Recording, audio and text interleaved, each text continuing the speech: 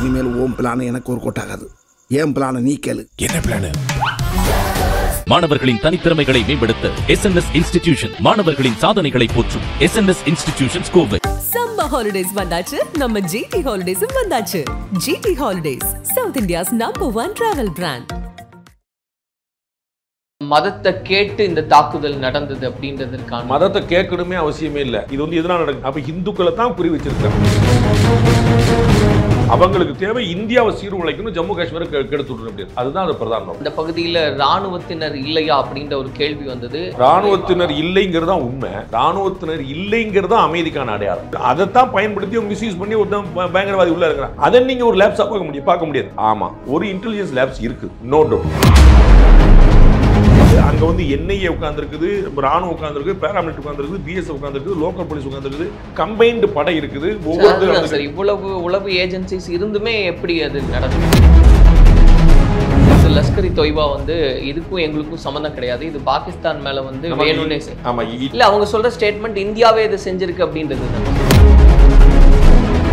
மாதிரிலாம் ஒரு குரூரமான சிந்தனை பாகிஸ்தானில் இருக்கிறவங்களுக்கு இருக்குமே தவிர இந்தியாவில் வந்து அந்த மாதிரியான சிந்தனை இதற்கு முன்னாடியும் கிடையாது, இனிமேலும் கிடையாது, அது ஒருபோதும் நடக்கக்கூடாது. அப்படி வந்து அவங்க ஏதாவது சொன்னாங்கன்னா ப்ரூவ் பண்ணும். அங்கே பாகிஸ்தான் மாதிரி எல்லாமே பயங்கரவாதத்தின் பக்கம் இல்லை. காவல்துறையும் பயங்கரவாத பக்கம் நிற்குது, ராணுவம் பயங்கரவாத பக்கம் நிற்குது, IS உளவு அமைப்பு பயங்கரவாத பக்கம் நிற்குது, அரசாங்கம் பயங்கரவாத பக்கம். நம்ம வந்து இன்னமும் சட்டத்தின் முன்னால் நிறுத்துவோம்னு சொல்றோம். அஜ்மல் கசாப் வந்து குருவியை சுடுற மாதிரி சுட்டார்னு வீடியோ எவிடன்ஸ் நம்மகிட்ட இருக்கு. பாகிஸ்தான்காரங்கிறது உலகத்துக்கே தெரியும். ஆனால் அவரையும் கோர்ட்ல நிறுத்தி ட்ரையல் நடத்தி தான் நம்ம வந்து தண்டனை கொடுக்கணும். பார்த்தோம்னா நிமிஷத்துக்கு நிமிஷம் ஒரு அப்டேட்ஸ் அப்படின்றது வந்துகிட்டே இருக்கு சார். ஸோ எவ்வளவு சிவியரா போக போகுது இந்த சிச்சுவேஷன் அப்படின்னு. அவங்க ஏற்கனவே பாகிஸ்தான்கிற ஒரு ஐசோலேட்டட் நாடாக தான் இருக்காங்க. இப்போ வந்து அவங்க வந்து சர்வதேச சமுதாயத்தில் வந்து துண்டிக்கப்பட்டிருக்காங்க. அவங்களுக்கு கேட்க நாதி கிடையாது. பொருளாதாரம் சின்ன பின்னமா சிதறி கிடக்குது. அங்கே என்ன ஆட்சி முறையே இல்லை. எனக்கு ஒரே ஒரு விஷயம் வந்து தவிர்த்துக்கலாம்னு தோணக்கூடியது, இந்த சிந்து நதி ஒப்பந்தத்தை நம்ம மீறாமல் இருந்திருக்கும்னு தோணுது. ஏன்னா அரசாங்கம் டு அரசாங்கம் நடவடிக்கை வேறு, மக்கள் டு அரசாங்கம் நடவடிக்கை வேறு. இந்த சிந்து நதியுடைய ஒப்பந்தத்தை மீறி நான் தண்ணீர் அனுப்ப மாட்டேன்னு சொன்னா அது பாகிஸ்தான் மக்களுக்கு மீதான தாக்குதல். நமக்கு வந்து முஸ்லீம்கள் எதிரிகள் இல்லை, பாகிஸ்தான்கிற நாடு பிரச்சனை. பாகிஸ்தான்காரனுக்கு லட்டு தின்ன மாதிரி அவர் பாத்தியா நமக்கு வந்து தண்ணி கூட கொடுக்காம வயிற்றுல அடிச்சிட்டாங்க, அதனால நம்ம கிளம்பணும்னு சொல்லிட்டு அப்போ வந்து இது வரைக்கும் பயங்கரவாதிகள் கிடைக்காம இருந்த பாகிஸ்தானுக்கு பயங்கரவாதிகள் ஈஸியா கிடைக்கக்கூடிய ஒரு அபாயம்.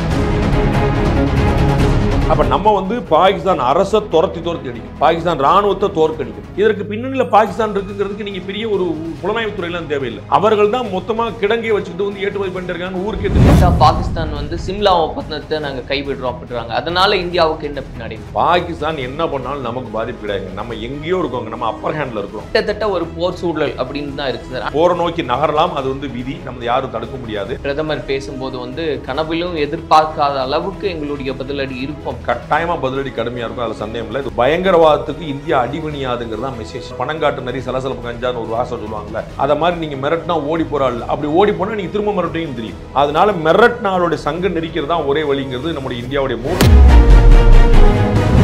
சார், இந்தியா மீதான இத்தகைய ஒரு தீவிரவாத தாக்குதல், அதனுடைய தொடர்ச்சி அப்படின்றதெல்லாம் பார்க்குறோம். இந்த தாக்குதலினுடைய நோக்கமாக நீங்க என்ன பார்க்குறீங்க சார்? இந்தியாவுடைய வளர்ச்சியும் குறிப்பாக ஜம்மு காஷ்மீர் வந்து வளர்ச்சி பாதையில் போகிறதையும் தடுக்கணுங்கிறது தான். டூரிசம் ஸ்பாட்டாக மாறிட்டு வரக்கூடிய ஜம்மு காஷ்மீரை மீண்டும் டெரரிஸ்ட் ஸ்பாட்டாக மாற்றணுங்கிறது தான் அவனோட நோக்கம். ஜம்மு காஷ்மீர் இளைஞர்கள் முன்னாடி வந்து பயங்கரவாதத்துக்கு துணை போனாங்க. அங்கிருந்தே பயங்கரவாதிகள் உருவாக்கப்பட்டாங்க, மூளைச்சலவை செய்து வேலையில்லா திண்டாட்டம் அது இதுன்னு சொல்லி.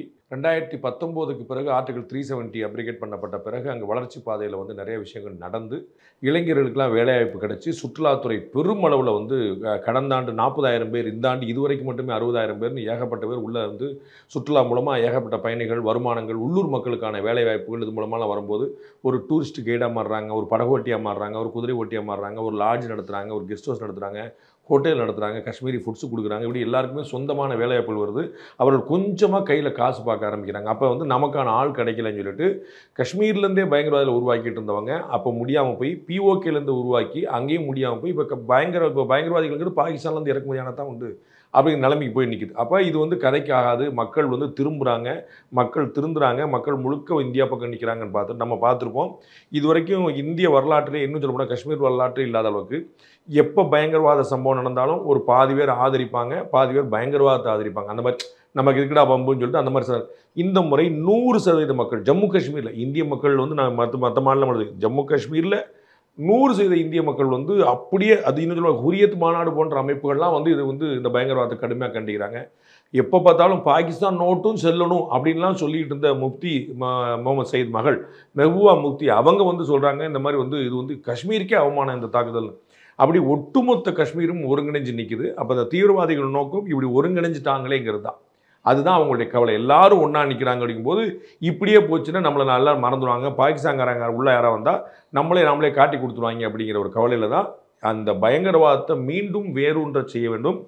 அதன் மூலமாக ஹிந்து முஸ்லீம் அண்ட்ரஸ்ட் கொண்டு வரணும். ஜம்மு காஷ்மீர் வந்து ஒரு தனி பகுதியாக எப்பயுமே ஒரு தலைவலி, அதில் வந்து அமைதிங்கிறது சாத்தியமே இல்லைங்கிற ஏன்னா பெருமுயற்சி 75 வருஷம் கழிச்சு ஒரு பெருமுயற்சி எடுத்து ஆர்டிகல் 370 காலி பண்ணி அங்கே அமைதியை கொண்டு வந்து குடியரசுத் தலைவர் ஆட்சி இருந்து சென்னை அளவுக்கான வாக்குப்பதிவு நடந்து தேர்தல் நடந்து அங்கே ஒரு மக்களால் தேர்ந்தெடுக்கப்பட்ட உமர் அப்துல் ஆட்சி நடந்து எல்லாமே பீஸ்ஃபுல்லாக போக ஆரம்பிச்சிச்சு. ராத்திரி 10 மணிக்கு சினிமா ஷோ போடுறானே ஸ்ரீநகர்லையும் ஜம்முலையும் வந்து எல்லாம் மக்கள் ராத்திரி நடமாடுறாங்களே அப்படிங்கிறலாம் பார்த்து 6 மணிக்கு மேலே ஆளே இருக்க மாட்டாங்க. காலைல 7 மணி வரைக்கும் வெளியே வர மாட்டாங்க. அப்படி இருந்த இடத்துல இப்படி எல்லா ஊரையும் போல இந்தியாவின் எல்லா பகுதியும் போல மாறுதேங்கிற ஒரு வைத்தறிச்சலில் பாகிஸ்தான் துணையில் பிஓக்கிலேருந்து ஆள் அனுப்பி இந்த வேலையை செய்கிறாங்க. அவன் நோக்கம் இந்தியாவின் அமைதி, ஜம்மு காஷ்மீரின் வளர்ச்சி, இதை கெடுக்க வேண்டும்.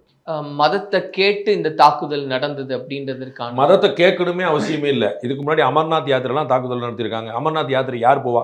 அமர்நாத் யாத்திரைக்கு ஓட்டுற டிரைவர் முஸ்லீமாக இருப்பார். அங்கே வந்து குதிரையில் கொண்டு போகிற முஸ்லீமாக இருப்பார். அப்போ ஏன்னா அங்கே முஸ்லீம்கள் தான் பெரும்பான்மையாக இருக்கிறாங்க. அப்போ வந்து அவர்களுடைய உதவியோட இப்போ உங்களுக்கு ஞாபகம் நினைக்கிறேன், இதற்கு முன்னாடி அந்த இயர் எனக்கு சரியாக ஞாபகம் இல்லை, குஜராத்லேருந்து நிறைய பயணிகள் போய் அங்கே அமர்நாத் யாத்திரை தாக்குதல் நடத்தி அது டிரைவர் வந்து ஒரு முஸ்லீம், அவர் வந்து உயிரை பணையம் வச்சு வண்டியை வேகமாட்டி பின்ன மலை மேலே தாக்குதல் நடத்திட்டு இருக்காங்க. இவர் வண்டியை ரிவர்ஸ் எடுத்து திரும்பி போய் அவர் உயிரை அவருக்கு வந்து விட்டுட்டு ஓடி போயிருந்தான்னு அவர் பழிச்சிருப்பார். எத்தனை பேர் சேர்த்தாலும் கவலை இல்லைன்னு. ஆனால் அவர் வண்டி முன்னாடி ஓடுறவன் தான் முதல் பாதிப்பு வரும். ஸோ முன்னாடி தான் அந்த அவர் தெரிஞ்சே வண்டியை ஓட்டி நிறைய உயிர்களை காப்பாற்றினார். அப்போ அங்கே இருக்கிறவர்கள் பெரும்பான்மையானவர் முஸ்லீம்கள். ஜம்மு காஷ்மீரில் அவங்க நிறைய இருக்காங்க. காஷ்மீர் பகுதியில் அவங்க வேலி பகுதியில் பள்ளத்தாக்கில் அவங்க தான் அதிகமாக இருக்காங்க. அப்போ நேற்றுமே நம்ம கூட அந்த ஒரு சம்பவம் பார்த்தோம். நம்ம வந்து சையத் அப்படிங்கிற அந்த குதிரை ஓட்டக்கூடியவர் அவர் எதிர வச்சிருக்கிறவன் ஏக்க பாட்டிஸ் வச்சிருக்கான்னு தெரிஞ்சுதான். இப்போ நம்மலாம் சினிமாவில் தான் பார்த்துருப்போம், நேரில் பார்த்துருக்க மாட்டோம். அண்ட் நம்ம இப்போ டப்புன்னு சத்தம் கிடிச்சிருப்போம். பேட்டி நடந்துட்டு இருக்கு, டப்புன்னு சத்தம் கேட்குறேன் பட்டாசு வெடிக்குதான்னு தான் நினைப்போம். நம்ம ஒரு நாளும் துப்பாக்கி வெடிக்குதாங்கிற கற்பனைக்கே போக மாட்டோம். ஆனால் ஜம்மு காஷ்மீரில் இருந்த மக்களுக்கு 2019க்கு முன்னாடி வரைக்கும் அது என்னன்னு தெரியும். அதனால் அவர்களுக்கு துப்பாக்கின்னு தெரியும், அவங்க சுடுவாங்க தெரியும், யாருன்னு ஒரு செகண்ட் அடங்கன்னு சொல்லுவாங்க. அதை மீறி அங்கேருந்த ஒரு வீர சையது வந்து அதை தடுத்து நிறுத்தி போராடி அவர் உயிரிழந்தார். சரிங்களா? அப்போ அவங்களுக்கு எல்லாருக்குமே தெரியுது இது வந்து எதனால் நடக்குது. அப்போ இந்துக்களை தான் குறி வச்சிருக்காங்க. நேற்றும் இந்துக்களை தான் குறிச்சாங்க. முன்னாடி அவங்க பேரை கேட்டதுனாலேயே இன்னைக்கு ஏதோ புதுசாக இந்து கேட்டாங்க. அமர்நாத் யாத்திரைக்கு யார் போவா? உங்களுக்கு புரியுங்களா? வெளி மாநிலங்கள்லேருந்து தொழிலாளிகள் வந்திருக்காங்க, யார் வந்து நிற்பா?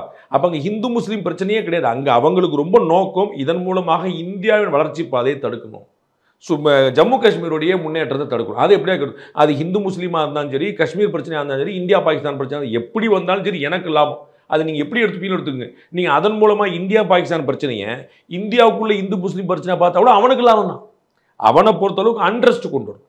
இங்கே வந்து ஒரு பீதி கலவரம் மனசுக்குள்ளே வந்துடுற மீதி அரசியல்வாதிகளை தூண்டி விடணும். அதில் ஆளுக்கு ஒரு 4 கருத்து சொல்லணும், அதில் ஒரு பிரச்சனை வடிக்கணும், யாராவது ஒருத்தர் எங்கேயாவது ஒரு கோமாளி கிளம்பி இதில் வந்து ஒரு வன்முறைக்கு விட்டுடணும். அதுதான் அவங்க விரும்புறது. அப்போ இந்த இடத்துல தேவைப்படுறது என்ன, டிப்ளமசியாக என்னங்கிறது நம்ம புரிஞ்சுக்கணும். அவ்வளோ அவர்கள் நோக்கம் ரொம்ப தெளிவானது. அவர்கள் ஹிந்துவா இல்லையான்னு கேட்டது.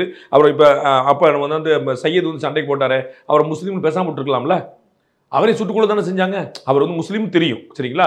அப்போ அவர் ஏன்னா அவர் அந்த ஊரில் பாஷையில் தான் சண்டை போட்டிருப்பார். அப்போ வந்து அவர் தெரிஞ்சுக்கிட்டு ஏன் பேசாமல் உட்காந்துருக்காங்க, சுட்டுருக்கலாம், சுடாமல் வந்திருக்கலாம்ல. அப்போ அவங்களுக்கு தேவை ஹிந்துவா முஸ்லீம், அது ஒரு காரணம், அது ஒரு சால்ஜாப். அவங்களுக்கு தேவை இந்தியாவை சீர்குலைக்கணும், ஜம்மு காஷ்மீரை கெடுத்து விடணும். அப்படி அதுதான் அது பிரதான நோக்கம். சார், இந்த மாதிரியான ஒரு தாக்குதல் நடந்திருக்கு, அந்த பகுதியில் இராணுவத்தினர் இல்லையா அப்படின்ற ஒரு கேள்வி வந்தது. இது ஒரு பாதுகாப்பு இராணுவத்தினர் இல்லைங்கிறது தான் உண்மை. இராணுவத்தினர் இல்லைங்கிறது தான் அமைதிக்கான அடையாளம். நீங்கள் வந்து கொடைக்கானல் இராணுவத்தினர் எங்கே காணும் நினைக்கா தேடி இருக்கீங்களா? நீங்கள் வந்து ஊட்டியில் எங்கே ராணுவமே காணுமே கேட்டிருக்கீங்களா? சிஆர்பிஎஃப் எங்கே, சிஎஸ்எஃப் எங்கே, நம்ம வந்து பாராமிலிட்டரி எங்கே நம்ம என்னைக்கா கேட்டிருக்கோமா? அப்படி ராணுவத்துடைய எண்ணிக்கை குறைக்கிறதா நம்ம விரும்பினது. முன்னாடி நம்ம என்ன சொல்லிட்டு இருந்தோம், இதே ஜம்மு காஷ்மீரில் 10 அடிக்கு ஒரு போலீஸ் இருந்தால் எப்படிங்க வாழ்க்கை நடத்த முடியும்? இது நடந்துட்டு இருக்கிறது வந்து சுற்றுலா பகுதி, அது ஒரு மினி சுவிட்சர்லாந்து சொல்லிட்டு இருக்கான். அங்கே வந்து அப்படி நம்ம ஏற்காடோட, ஏலகிரியோட, கொடைக்கானலோட, ஊட்டியோட பிரமாதமான இடம் இருக்குது. அவ்வளோ பெரிய இடம், நிலப்பரப்பு அவ்வளோ பெருசாக இருக்குது பள்ளத்தாக்கில். அப்போ அங்கே பூரா ஹனிமூன் கொண்டாட போகிறான். ஹனிமூன் கொண்டாடுற போலீஸோடையா போவான்? ராணுவத்தோடு முன்னாடி அவன் ஹனிமூன் கொண்டாடிட்டு இருப்பான். அப்போ அவன் போனதே ஃப்ரீயாக இருக்கிறதுக்காக தான். அப்போ அங்கே ஃப்ரீயாக இருக்க முடியுங்கிற நம்பிக்கை தான் இந்த அரசாங்கம் கொடுத்துட்டு இருந்துச்சு. அப்போ இதில் வந்து ராணுவம் இல்லைங்கிற கேள்விக்கு அடையாளம் இல்லை. ராணுவம் குறைக்கப்பட்டு கொண்டே தான் வந்தது. இதற்கு முன்னாடி 2019க்கு முன்னாடி இருந்த ராணுவம் இப்போ கிடையாது, அது உண்மை. அப்படித்தான் அமைதி திரும்பிட்டு அதைத்தான் பயன்படுத்தி அவங்க மிஸ்யூஸ் பண்ணி ஒருத்தன் பயங்கரவாதி உள்ள இருக்கிறான். அதை நம்ம கட்டையில் பண்ணணும். அப்போ இந்த ராணுவம் இல்லையா, ராணுவம் தூங்க போயிருச்சாங்கிறது இல்லை, ராணுவத்தின் எண்ணிக்கையை குறைச்சிட்டோம். அந்த மக்களுக்கும் அமைதி வரணும்ல. நீங்கள் எவ்வளோதான் வந்து மக்களுக்கும் ராணுவத்துக்கும் ஒரு ஒத்துழைப்பு வந்துட்டா கூட உங்கள் வீட்டு வாசலில் ராணுவம் நின்று இருந்துச்சுன்னா உங்களுக்கு ஒரு அன்சர்டனிட்டி இருந்துகிட்டு இருக்கும்ல. அப்போ எங்கள் வீட்டில் இருக்கிறோம்னா இயல்பு நான் வாசலில் உட்காந்து ஒரு சீர்க்கு பிடிக்க மாட்டேன்னா, வாசலில் உட்காந்து ஒரு அரட்டை அடிக்க மாட்டேன்னா, அப்போ இந்த விஷயத்தை கூட போலீஸ்காரனால செய்ய முடியாதுல்ல. அப்போ அவனுக்கு இயல்பு வாழ்க்கைங்கிறது என்ன, போலீஸ் முன்னாடி வாழ்றது இல்லைல்ல. அப்போ ராணுவம் இல்லாதது தான் அங்கே இயல்பு வாழ்க்கைக்கான அடையாளமே. அதை நீங்கள் ஒரு லேப்ஸாக பார்க்க முடியாது. ஆமாம், ஒரு இன்டெலிஜென்ஸ் லேப்ஸ் இருக்குது, நோ டவுட். ஆனால் இன்டெலிஜென்ஸை பொறுத்தவரை நீங்கள் என்ன புரிஞ்சுக்கணும்னா, பயங்கரவாதிகளுக்கும் காவல்துறைக்குமான ஒரு வித்தியாசம் உண்டுங்க. பயங்கரவாதிகளுடைய முயற்சி 99 தோற்று ஒன்னே ஒன்று ஜெயிச்சா கூட சக்ஸஸ். அவனுடைய அட்டம் இந்த மாதிரி தாக்குதல் 99 தோற்று ஒன்னே ஒன்று ஜெயிச்சா கூட சக்ஸஸ். ஆனால் காவல்துறைக்கு 100க்கு 100 ஜெயிக்கும், ஒன்று கூட விட முடியாது. அப்படி தப்பி போன ஒன்று தான் இது. அவங்களுக்கு இன்டெலிஜென்ஸ் ரிப்போர்ட் வந்துகிட்டே இருக்குது. அங்கே வந்து என்ஐஏ உட்காந்துருக்குது, ராணுவம் உட்காந்துருக்கு, பேராமிலிட்டரி உட்காந்துருக்குது, பிஎஸ்எஃப் உட்காந்துருக்குது, லோக்கல் போலீஸ் உட்காந்துருக்குது, கம்பைன்டு படை இருக்குது. ஒவ்வொருத்தரும் இவ்வளவு உளவு ஏஜென்சிஸ் இருந்துமே எப்படி அது நடக்கும்? உளவு ஏஜென்சி கொடுத்துருக்குறாங்க, உளவு அவங்களுக்கு தெரியும். இது யாரும் தூங்கலை. நான் ஏற்கனவே சொன்ன போல 99 சக்ஸஸ் நடந்திருக்கு, 1 லேப்ஸ் ஆயிடுச்சு. அப்போ இது வந்து கவனக்குறைவோ அலட்சியமோ கிடையாது, அதை மீறி நடந்திருக்கிற விஷயம். கட்டாயம் இதில் வந்து அங்கே 26 பேர் பலியானாங்க. அதில் ஒருத்தர் ஐபி சேர்ந்தவர், இன்டெலிஜென்ஸ் பியூரோ சேர்ந்து ஒருத்தர். என்ன சொல்கிறாங்க, இன்னும் 7 பேர் ஐபிஎஸ் சேர்ந்து அங்கே போயிருக்காங்க. அப்போ ஒருவேளை ஐபியில் இந்த மாதிரி மொத்தமாக அந்த மாதிரி லீவ் போட்டு போகிறாங்க அப்படிங்கிற மெசேஜ் லீக் ஆகிருக்கலாம். கட்டாயமாக உளவுத்துறை பற்றி விசாரிக்கணும். அது நம்மளுடைய அரசாங்கத்தில் நமக்கு 100% நம்பிக்கை இருக்குது, அவங்க விசாரிப்பாங்க. ஆனால் நம்ம புரிஞ்சிக்க வேண்டியது, இன்டெலிஜென்ஸ் லேப்ஸ் அப்படின்னோம், ராணுவம் அங்கே இல்லை அப்படிங்கிற வச்சுட்டோ நீங்கள் வந்து நம்பிக்கை இழக்க வேண்டியது. ஆமாப்பா இவங்க தூங்குறேன் அப்படி இல்லை. நாம் அங்கே அமைதியை விரும்புகிறோம், அமைதி கொண்டு ராணுவத்தை குறைச்சிக்கிட்டே வர்றோம். ஒன்று, இன்டெலிஜென்ஸ் லேப்ஸ் கட்டாயமாக இருக்குது, அதில் நான் இல்லைலாம் அதெல்லாம் 100% சரியாக பச்சுன்னு சொல்ல. அந்த லேப்ஸுங்கிறது புரிந்து கொள்ள வேண்டியது நான் சொல்கிறேன். அவனுக்கு வந்து 1 தப்பிச்சிட்டா போதும், நமக்கு 100க்கு 100 தடுக்கணும். அப்போ அதில் 1 தப்பி போயிடும். அதை மாதிரி நடக்கக்கூடிய இப்போ ரயில்வே பார்க்குறோம் நம்ம, எவனோ ஒருத்தன் கோமாளி ரோட்டில் போகிறவன் ஒரு சிலிண்டர் வச்சுட்டு போயிடுறாங்க வீம்புக்குன்னு, 4 கல்லை வச்சுட்டு போயிடுறாங்க வீம்புக்குன்னு. அப்போ அந்த கல் இல்லாமல் அங்கே வந்து லைன்மேன் வந்து கேங்மேன் போயிட்டே இருக்கிறார், பார்த்துக்கிட்டே இருக்காரு, தடுப்பு இருக்காங்க, 1 தப்பி போயிடும். அப்போ நம்ம வந்து விபத்து, நம்ம ரயில்வே விபத்துகள் கூடி சொல்லி ஒரு பெரிய அஸ்யூரேஷன் ரொம்ப டீட்டெயிலான ஒரு டேட்டா கொடுத்தார். 2014க்கு முன்னாடி எவ்வளோ விபத்தில் நடந்திருக்கு, 2014க்கு பிறகு எவ்வளோ விபத்து நடந்திருக்கு. நம்ம அதான் புள்ளிவரங்களை பார்க்கணும். நம்ம வந்து இலங்கையில் வந்து நம்முடைய மீனவர்கள் சுட்டுக் கொல்லப்படுறாங்க, அண்ணன் சீமான்னு சொல்லிட்டு இருப்பார். 2014க்கு பிறகு எத்தனை மீனவர்கள் சொல்லணும்ல அண்ணன், ஒரே ஒரு மீனவர், 2014க்கு முன்னாடி அவரே சொன்ன கணக்கு 600 மீனவர்கள். அப்போ 600 எங்கே இருக்குது, 1 எங்கே இருக்குது, ஒரு உயிரும் உயிர் தான் மாட்டுக்கிறது. ஆனால் 600க்கும் 1க்கு ரேஷியோ தெரியுமில்ல. அதுபோல் ஜம்மு காஷ்மீரில் இது ஒரு பெரும் துயரம். ஆனால் அதுக்கு முன்னாடி வந்து எண்ணி பார்க்கணும், அதுக்கு முன்னாடி 19க்கு முன்னாடி என்னவா இருந்தது. சரி, இப்போ இது குறித்து பேசும்போது இந்த செய்திகள் அப்படின்றது லஷ்கர் தொய்பா வந்து இதுக்கும் எங்களுக்கும் சம்மந்தம் கிடையாது, இது பாகிஸ்தான் மேலே வந்து வேணும்னே ஆமாம், இனிஷியலாக நமக்கு சொல்கிறது வந்து இந்த ரெசிஸ்டன்ட் ஃப்ரண்ட் அப்படின்னு சொல்கிறாங்க. அவங்க லஷ்கர் தொய்பாவுடைய ஒரு நிழல் அமைப்புன்னு சொல்கிறாங்க. ஸோ லஷ்கர் தொய்பா நேரடியாக தொடர்பு கொண்டதான் தெரியாது. ஏன்னா இந்த குட்டி கலாட்டா பண்ணக்கூடியவங்க எல்லாம் நினைச்சுவாங்கன்னா தலைவர்கிட்ட நல்ல பேர் வாங்குறதுக்கு அவனா கூட ஒரு 4 வார்த்தை சொல்லுவான். இல்லை, அவங்க சொல்கிற ஸ்டேட்மெண்ட் இந்தியாவே இதை செஞ்சிருக்கு அப்படின்றது தான். அந்த மாதிரிலாம் ஒரு குரூரமான சிந்தனை பாகிஸ்தானில் இருக்கிறவங்களுக்கு இருக்குமே தவிர இந்தியாவில் வந்து அந்த மாதிரியான சிந்தனை இதற்கு முன்னாடியும் கிடையாது, இனிமேலும் கிடையாது, அது ஒருபோது நடக்கக்கூடியது. அப்படி வந்து அவங்க ஏதாவது சொன்னாங்கன்னா ப்ரூவ் பண்ணணும். சும்மானத்துக்கு நான் சொல்லிட்டு போயிடுவேன், எந்த திருடனை ஒத்துட்டு இருக்கான் நான் தான் திருடன்னு. அவன் இன்னும் சொல்ல போகிற முன்னாடி ஓடிட்டு போக சொன்னா திருடன் தான் ஓடி போயிட்டு இருப்பான். ஸோ நம்ம கேள்விப்பட்டிருக்குமா இல்லையா, அந்த மாதிரி வேலை பண்ணுறாங்க. அவர்களுடைய முயற்சி கொஞ்சமும் பலிக்காது. இந்தியாவில் ஒருத்தர் கூட அதை நம்ப மாட்டாங்க, இது வந்து ஒரு 5 அறிவு இருக்கக்கூடிய ஒருத்தவங்க நம்ப மாட்டாங்க. அப்படியே அப்படின்னு அந்த காமெடிக்கு வழியே கிடையாது. இந்தியாவில் அந்த மாதிரி அமைப்பே கிடையாது. ராணுவம், NIA, CBI, central government, politics எல்லாமே ஒன்றா சிங்க் ஆகிருக்கு. அங்கே பாகிஸ்தான் மாதிரி எல்லாமே பயங்கரவாதத்தின் பக்கம் இல்லை. காவல்துறையும் பயங்கரவாத பக்கம் நிற்குது, ராணுவம் பயங்கரவாத பக்கம் நிற்குது, ஐஎஸ் உளவு அமைப்பு பயங்கரவாத பக்கம் நிற்குது, அரசாங்கமும் பயங்கரவாத பக்கம் நிற்குது.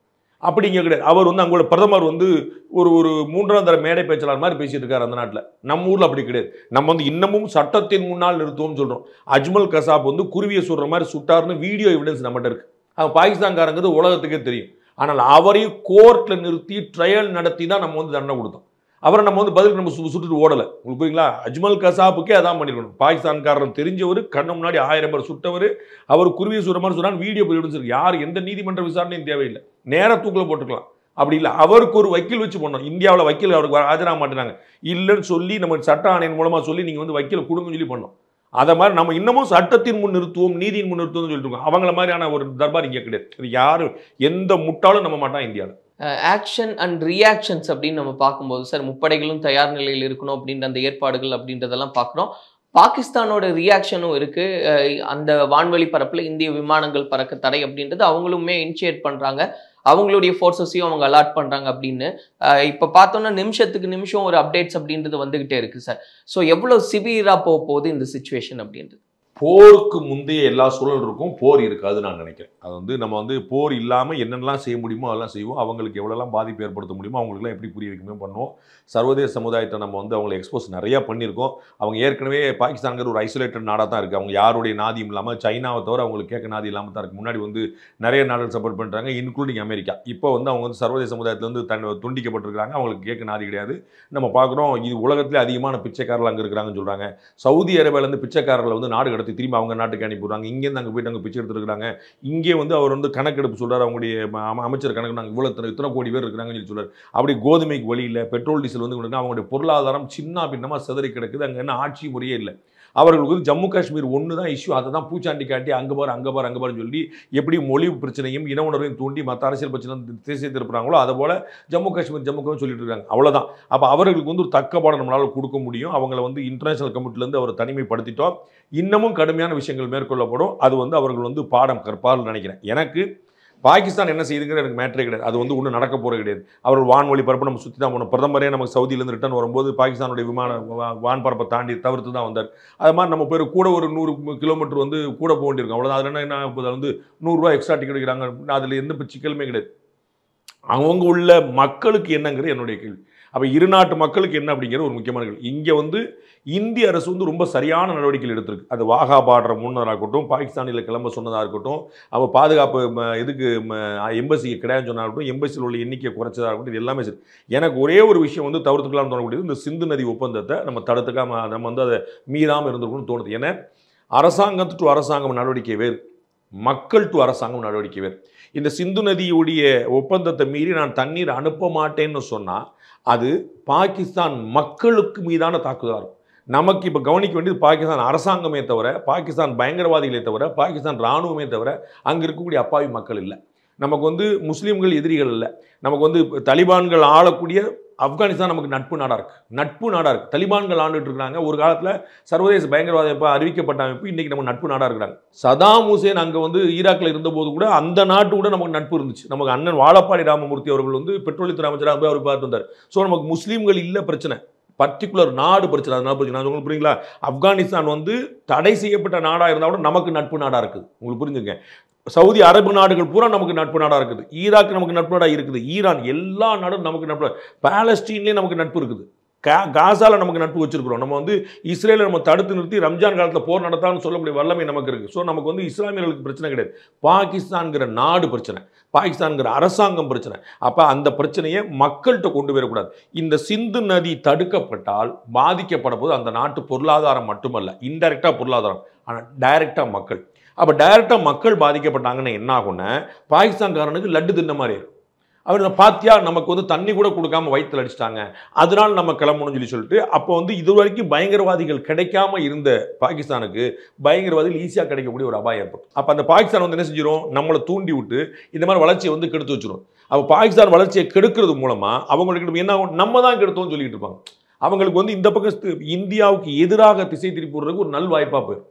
அப்போ நம்ம வந்து பாகிஸ்தான் அரசை துரத்தி அடிக்கணும், பாகிஸ்தான் இராணுவத்தை தோற்கடிக்கணும், பாகிஸ்தான் பயங்கரவாதத்தை வேறு இருக்கணும். No doubt. பாகிஸ்தான் மக்களை அல்ல. அந்த பக்கம் போயிட்டோம்னா அவர்களுக்கு வந்து ஒரு நல்ல, அவன் அரசியலே தான் பண்ணிட்டு இருக்கான். அந்த ஊரில் அரசியலே தான் இந்தியாவை ஒரு எதிரி நாடாவே பூச்சாண்டியாவே காட்டிட்டு இருக்கான். இப்போ நம்ம தண்ணீர் தடுத்தோம்னா அவங்களுக்கு இன்னொரு பெரிய வாய்ப்பாக போயிடும். இப்போ பங்களாதேஷில் பார்த்தீங்கன்னா ஷேக் ஹசீனா இருந்தவரை, கலிதாஜியா இருந்தவரை அவங்க எல்லாருமே நமக்கு நட்பாக இருந்தாங்க. அவங்களும் அந்த மக்களே நன்றியோடு இருந்தாங்க. புரியுங்களா? இன்றைக்குமே நம்ம வந்து வங்கதேசத்துலேருந்து ஈரோடு வரைக்கும் வந்து வேலைக்கு வந்திருக்கான். திருப்பூருக்கு அவன் வேலைக்கு தான் வர்றான், பயங்கரவாதத்துக்கு வரல. 1-2 பேரை தவிர. சரிங்களா? ஏன்னா அவங்களுக்கு வந்து மைண்ட்லி அவர் இஸ்லாமியர்களாக இருந்தாலும் மைண்ட்லி அவங்களுக்கு இது நம்ம நட்பு நாடு, இவர்களால் தான் நம்ம நாடே உருவாச்சு. பங்களாதேஷுக்கு நாடு உருவானது இந்தியாவில் தான். ஆனால் நம்மளை ஃப்ரெண்ட்லியாக பார்க்குறான். ஆனால் இப்போ வந்திருக்கக்கூடிய அரசாங்கம் நமக்கு எதிராக திசையை திருப்புது. உங்களுக்கு புரியுங்களா? அப்போ அரசாங்கம் இருக்குதுங்கிறனால நம்ம மக்களுக்கு எதிராக போயிடக்கூடாது. வங்கதேசத்து மக்களும் நம்முடைய நண்பர்கள் ஞாபகம் வச்சுக்கணும். வங்கதேச அரசு நல்ல அரசு இல்லை, வங்கதேச மக்கள் நம்ம மக்கள் புரிஞ்சுக்கணும். அந்த சின்ன கேப்பை புரிஞ்சுக்கணும். இந்த சிந்து நதி தடுப்பு மூலமாக அது பாதிக்கப்படுமோன்னு எனக்கு ஒரு கவலை இருக்கு. இந்த சிந்து நதி விவகாரத்தை பொறுத்த வரைக்கும் கார்கில்ல எடுக்காத ஸ்டாண்ட் கூட எடுத்திருக்காங்கன்னா என்ன காரணமா இருக்கும் சார்? நீங்க என்னைக்குமே ராணுவத்துக்கு ராணுவம் தாக்குதல் நடத்தீங்கன்னா புரிந்து கொள்ள முடியும். இன்னைக்குமே உங்களுக்கு ஏன் இந்த பேட்டி தோணுச்சு, ஏன் உங்க மனசுல ஒரு ஆழமான வடு பதிஞ்சிருக்குன்னா, இதே மாதிரி ஒரு 50 ராணுவ வீரர்கள் பலி, 30 ராணுவர்கள் பலி செஞ்சால் அது பெரும் சோகம், பெரும் துயரம் நம்ம சகோதரர்கள். ஆனால் நமக்கு என்ன புரியும், நம்ம ஆட்கள் வீரர்கள் இதற்காக தான் எல்லைக்கு போயிருந்தாங்க, பாதுகாக்க போயிருந்தாங்க. அப்போ அப்படி நடந்துருச்சா அப்படின்னு நமக்கு வந்து ஒரு அதிர்ச்சி இருக்கும். ஆமாம், அப்போ அவர்கள் வந்து இதற்கு தயாராக அங்கே நின்றார்கள் நமக்கு தெரியும். ஆனால் அவன் வந்து ராணுவ நிலையில் தாக்கணும் தான் புரிஞ்சுக்கணும். இது டூரிஸ்டாக போனவன், ஊர் சுத்த போனவன், சாதாரணமாக குடும்பத்தோட குழந்தை குட்டியோட சந்தோஷமாக இருக்க போனேன். அப்படி அப்பாவி மக்களை, ஏதிலிகளை, நிராயுதபாணிகளை போய் கொள்றாங்க போது அது வந்து ஒவ்வொருத்தர் மனசுலையும் ஒரு தீராத மாறாத வடுவாக நிற்கும். அதுதான் அது முக்கியமான காரணம். அப்போ இதுக்கு முன்னாடி வந்து நீ ராணுவத்தை பண்ணு, நான் உன்னை தாக்கு, நம்ம சர்ஜிக்கல் ஸ்ட்ரைக் பண்ணோம், அங்கே உள்ள எந்த சிவிலியனுக்கும் பாதிப்பு இல்லாமல் நம்ம பண்ணோம், அங்கே இருக்கக்கூடிய 30-35 பயங்கரவாதிகளுடைய முகாமை மட்டும் தாக்கணும். அப்போ நமக்கு எந்த பிரச்சனையும் யாருங்க பாகிஸ்தானோட வாய் திறக்க முடியல, உங்களுக்கு புரியுங்களா? அப்போ இது அப்பாவி மக்கள் மீது பண்ணும்போது இதை நம்ம ஏற்க முடியாது. இதற்கு பின்னணியில் பாகிஸ்தான் இருக்குங்கிறதுக்கு நீங்கள் பெரிய ஒரு புலனாய்வுத்துறையெல்லாம் தேவையில்லை. அவர்கள் தான் மொத்தமாக கிடங்கை வச்சுக்கிட்டு வந்து ஏற்றுமதி பண்ணிட்டு இருக்காங்கன்னு ஊருக்கே தெரியும். சர்வதேச சமுதாயத்துக்கு அவங்க த்ரெட்டாக இருக்கிறாங்க. அதாவது இந்தியாவுக்கு எதிராக இருக்காங்க இல்லை, அவங்க யாருக்கு எதிரானாலும் போங்க, அவங்க வந்து கிட்டத்தட்ட கூலிப்படை மாதிரி வச்சு ரெடி பண்ணி வச்சிருக்காங்க. ஆயுத சப்ளை, பண சப்ளை, கஞ்சா கடத்தல், ஆள் அனுப்பு, இதான் வேலை.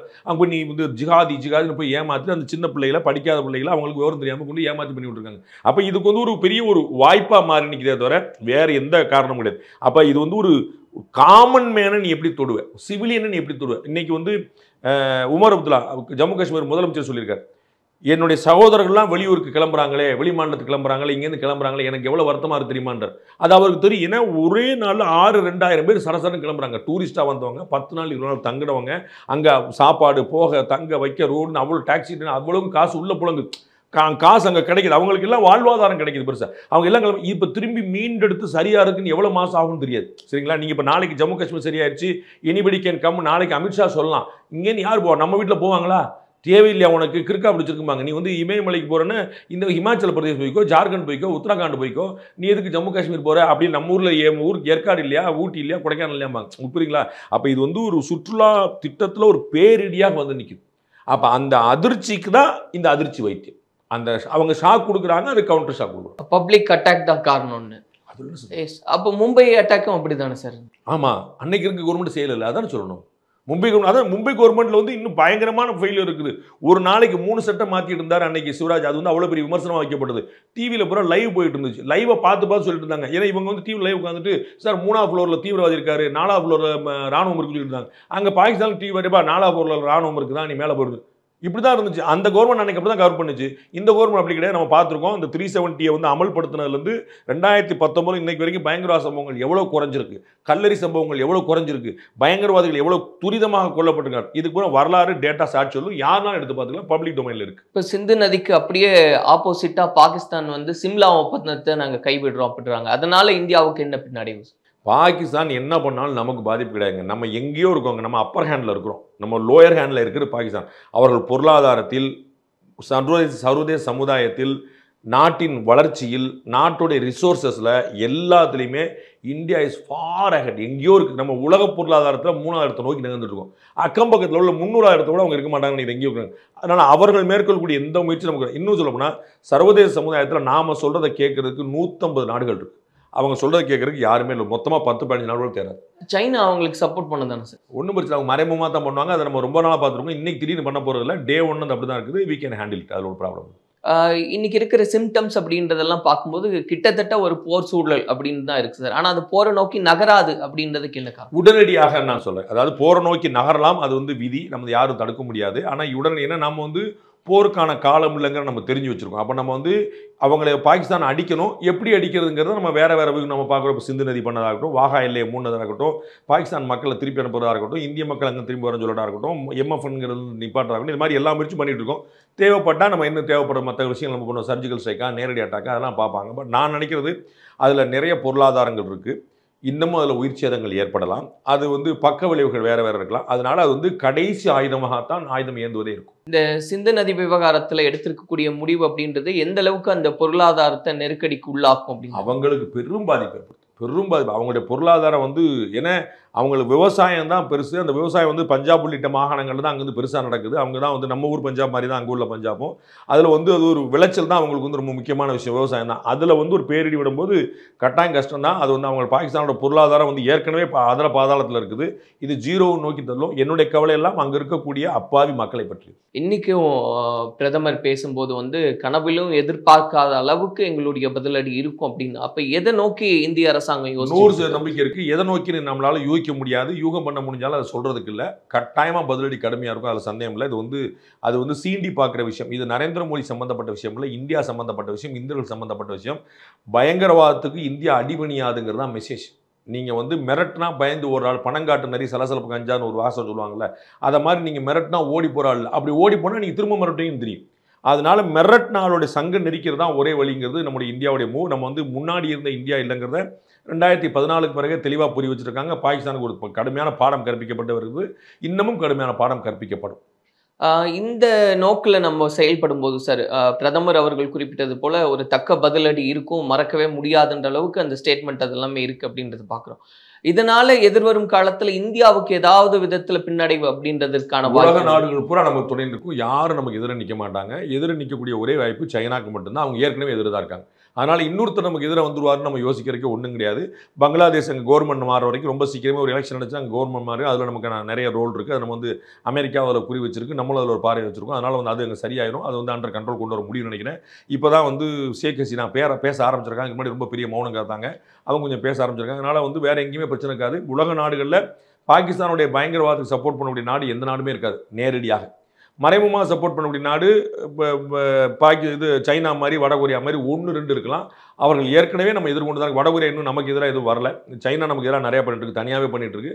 அவங்க மறைமுகமாக பாகிஸ்தான் மூலமாக பண்ணலாம். பட் நம்ம வீ கேன் ஹேண்டில் இட். நமக்கு வந்து பாகிஸ்தான் வந்து சைனா வந்து பாகிஸ்தான் மூலமாக செக் வச்சா, ஆப்கானிஸ்தான் மூலமாக பாகிஸ்தானை செக் வைக்கும் நமக்கு தெரியும். அதில் அவங்க டிப்ளமேட்டிக்காகவும் டிஃபென்ஸ்லேயும் ரொம்ப ஸ்ட்ராங்காக இருக்கும். ஸோ பாகிஸ்தானால் நமக்கு வந்து எந்த விதமான சிக்கலும் வராது. பாகிஸ்தானை சாதாரணமாக எதிர்கொள்றதுக்கான திறன் இந்தியாட்ட இருக்கு. அமெரிக்காவோட ஸ்டாண்ட் நம்ம பக்கம் தான் இருக்கு சார். அதுல உறுதியா இருக்குமா? ஏன்னா இது எந்த மாதிரி ஒரு பிரஷர் போரை நோக்கி போறோம்னா அவங்க என்ன செய்வாங்கிறது அப்புறம். டிப்ளமேட்டிக்கா ராஜாங்க விஷயங்களை நமக்கு 100% கொடுப்பாங்க. அதில் ஒன்றும் குழப்பம். ஏன்னா ஒரு கிரைசிஸில் தான் நல்ல நட்பை வந்து உருவாக்க முடியும்னு தெரியும். உடுக்கை இழந்தவன் கை போல அங்கே இடுக்கன் களைவு தான் நட்பு. அப்போ ஒரு கிரைசிஸில் ஒருத்தன் உட்காந்துருக்கிறான்னா அது வந்து ஒரு நல்வாய்ப்பு இந்த நட்பை வலுப்படுத்துறது. இந்த சம்பவம் நடந்தபோது அமெரிக்காவுடைய துணை அதிபர் ஜேடி வான்ஸ் இங்கே இந்தியாவில் இருக்கிறார். அதனால் அதோடைய வீரியம், அதோடைய இம்பாக்ட், பப்ளிக்கோடைய சென்டிமெண்ட் எல்லாமே அவருக்கு நல்லா தெரியும். அண்ட் அவர் வந்து அதை ஏற்கிறதுல அந்த நாடு வந்து எவ்வளோ பாதிக்கப்பட்டு தெரியும். பாகிஸ்தான் வந்து இது பயங்கரவாதத்துக்காக பெரிய துணை நிற்குங்கிறது தெரியும். அதனால் அவங்களுக்கு ஒன்றும் குழப்பமில்லை. அவங்க வந்து ஒசாமா பின் லாடனை அதே அமெரிக்க அரசு எங்கே வச்சு அடிச்சதுங்கிறது தெரியும். அதே பாகிஸ்தான் மண்ணில் தான் அடிச்சது. ஸோ பாகிஸ்தான்ங்கிறது வந்து இது இந்தியாவுக்கான எதிரி நாடு இல்லை, அது சர்வதேச சமுதாயத்துக்கான எதிரி நாடாவே தான் உருவாகிட்டு அங்களுடைய ஆட்சியில் அப்படி தான் வந்து அந்த நாட்டை கொண்டு போயிருக்கான்னு பார்க்குறோம். அதனால் அமெரிக்காவோட சப்போர்ட் நமக்கு 100% கிடைக்கும், நோ டவுட். அது போருக்கு ஆயுதங்கள் சப்ளையாக வந்து நிற்குமாங்கிறது போர் நடந்தால் தான் சொல்ல முடியும். பொறுத்திருந்து பார்ப்போம் சார், எவ்வளவு விரைவான நடவடிக்கை மேற்கொள்றாங்க. நன்றி.